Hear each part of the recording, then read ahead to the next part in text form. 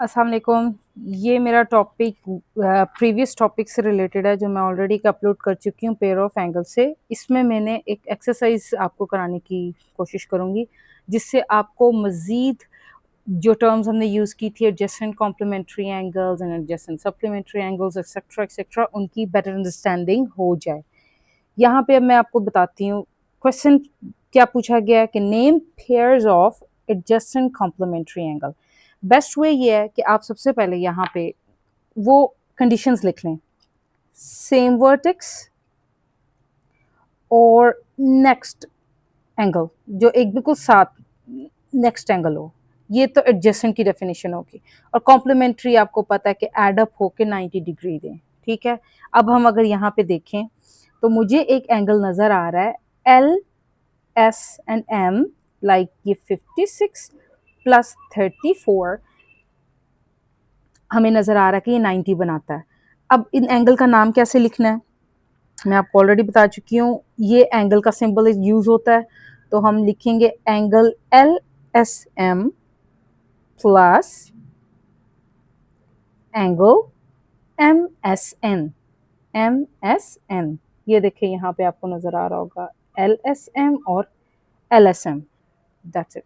Next question. अब यहाँ पे हम देखेंगे नेक्स्ट हमसे क्या पूछा गया है, name pairs of adjacent supplementary angles. सारी कंडीशंस वही जाएंगी, ये थर्ड वाली कंडीशन में एडिशन होगा, 90 की बजाय हम 180 डिग्री देखेंगे।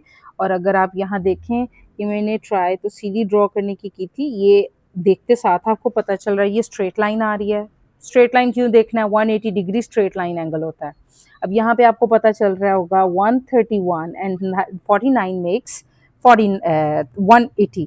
ठीक है, तो हम यहाँ पे कैसे लिखेंगे, हम लिखेंगे angle N S P plus angle P S के।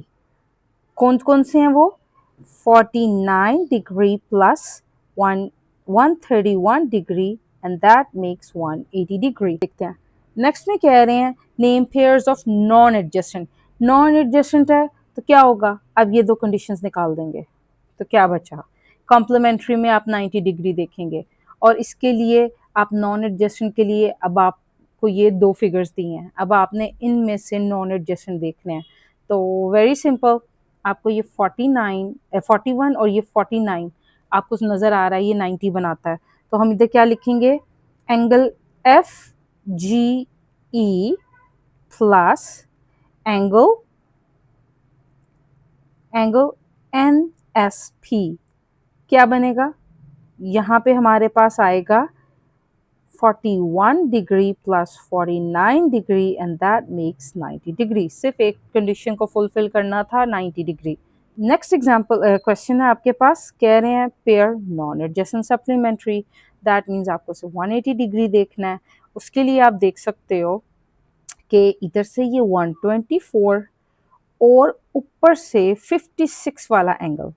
ठीक है, 56 डिग्री का हम नेम ऑलरेडी लिख चुके हैं, हम वो पहले ले लेते हैं। ठीक है, L S M plus angle 124 का क्या नाम होगा, एंगल एफ जी एच। आप देख सकते हो F G H, F G H.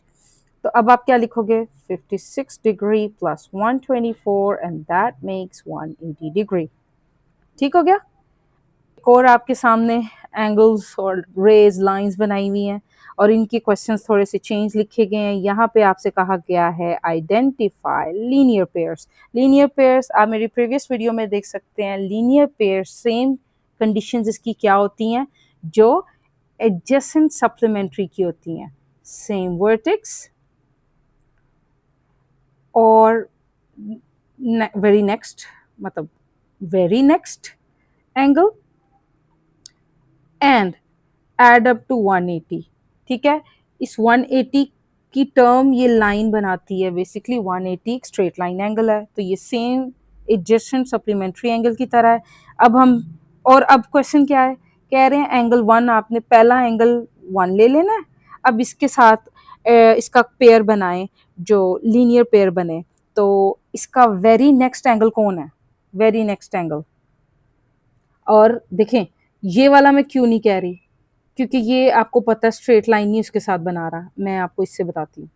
ये अगर आपने लिया ये तो ये बना रहा है, तो मैंने कहा 1 एंड 5 ये स्ट्रेट लाइन बना रहा है, ऐसे ही है। आप कहेंगे angle 1 and angle 5 are linear pairs, ठीक। अब नेक्स्ट क्वेश्चन देखें, इसमें कह रहे हैं एंगल 7 लेना है आपने। एंगल 7 ये है, एंगल 7, इसमें वेरी नेक्स्ट कौन से दो बन रहे हैं, एक तो 8 है, एक तो 6 है, ठीक है। लेकिन हमने और कौन सी condition, straight line, straight line ये है कंडीशन 180, वो आपको फिर पता चल रहा है वो ये है। तो क्या समझ आई, angle 7 and angle 6 are the linear pairs, ठीक है। अब आप नेक्स्ट क्वेश्चन देखें, कह रहे हैं are angle 5 and angle 3 are linear pairs. कौन कौन से, एंगल 5 एंड एंगल 3, नो, ये तो स्ट्रेट आपको नजर आ रहा है, क्यों, ये वेरी नेक्स्ट एंगल तो है ही नहीं, ना ही ये स्ट्रेट है, ये तो कोई कंडीशन पुट नहीं कर रहा। आप कहोगे no, angle 5 and angle 3 are not linear pairs, ठीक है। अब इससे नेक्स्ट क्वेश्चन उन्होंने क्या पूछा है, are angle 6 and angle 8 are vertical angles. अब यहाँ पे टर्म चेंज होगी, वर्टिकल एंगल्स, वर्टिकल एंगल्स के साथ क्या था कि ऑपोजिट एंगल्स हों और वो इक्वल हों, ठीक है। तो इन्होंने क्या बोला, 6 और 8, हम 6 और 8 को सर्कल करके देखते किसी डिफरेंट कलर, जी बिल्कुल, ये ऑपोजिट एंगल्स हैं और ये इक्वल एंगल्स हैं, तो आप कहोगे yes, angle 6 and angle 8 are vertical angles, ठीक है। हमने वर्टिकल एंगल्स के बारे में पढ़ा था, ऑपोजिट होते हैं, ऑपोजिट होते हैं एंड इक्वल होते हैं, ठीक है, इक्वल। नेक्स्ट वो पूछ रहे हैं एंगल 2 एंड एंगल 5 क्या वर्टिकल एंगल्स हैं, ओके।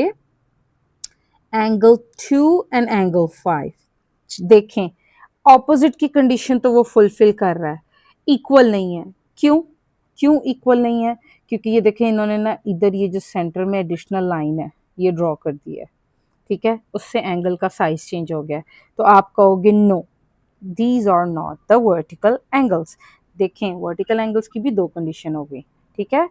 आई होप आपको इन एक्सरसाइजेस की समझ आ गई हो। आपने जब ये एक्सरसाइज का लेक्चर सुनना है, इससे पहले आप मेरा पिछला लेक्चर सुनेंगे जिसमें मैंने पेयर ऑफ एंगल्स को डिटेल से समझाने की कोशिश की है।